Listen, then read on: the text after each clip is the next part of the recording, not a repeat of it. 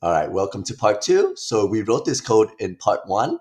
Now our goal is going to be refactoring this code to something that looks a little bit cleaner, right? And also, we're going to explain how everything works. Okay, let's start with the explanation first.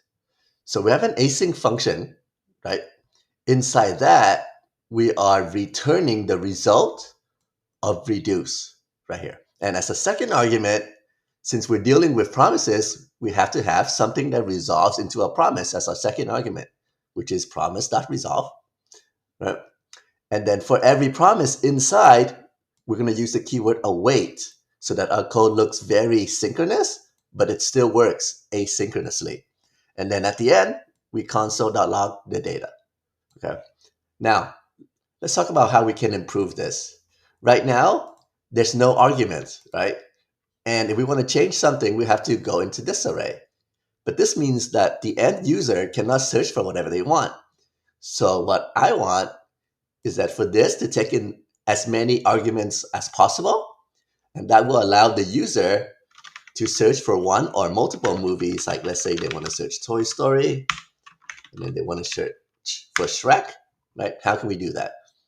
Well, in any function, in the argument definition, you can do the spread operator, and then this is a keyword arguments.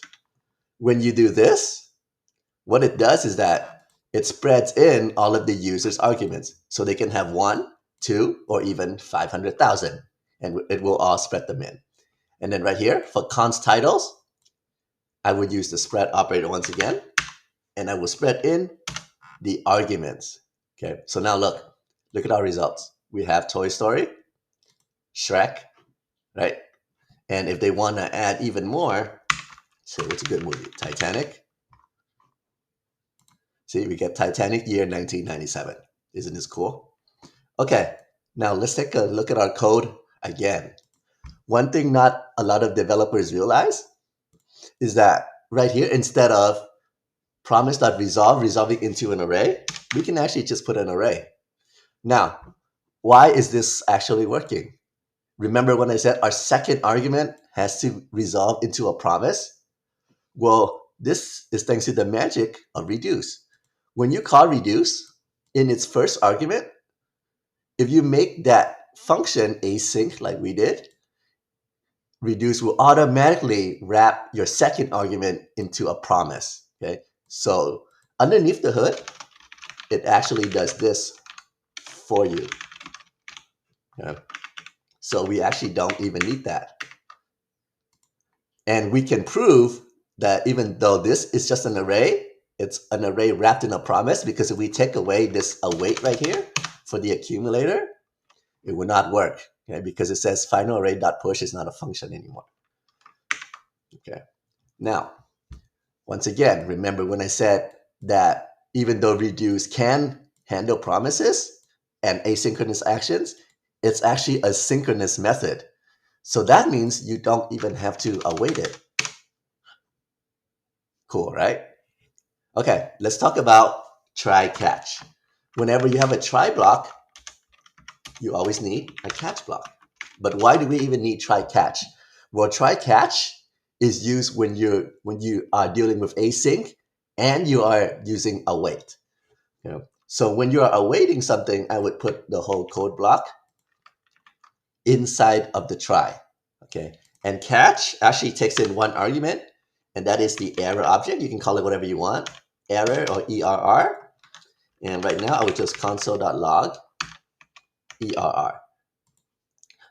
Let's console.log the catch clause ran, and then comma ER. Okay, but now we don't see this. Why? Because there is no error yet. What happens if we mistype right here? Okay, we get an uncut in promise. Yeah. But look, how come this is not displaying? What if we take away, what if we add the keyword await right here? Is this going to work? Yes. Okay. So now, whenever there is an error here, even with the fetch address, our catch clause will run, right? But only if we are awaiting the reduce. So let me say this again. Even though reduce is a synchronous action and we don't have to await it, when we put it in the try and then catch is designed for asynchronous functions. Okay, so you need an await for reduce, because putting it in a try and catching an error will actually turn the result of reduce into a promise, which means we actually have to await it now inside a try block. Okay. Now, without the keyword await, the catch doesn't run, but you still get a browser error. Whenever it's in red, that's your browser engine handling the error. Okay? So I would put await right here. But let's say before we messed up our fetch address, what if we do something crazy like null.number equal to 5?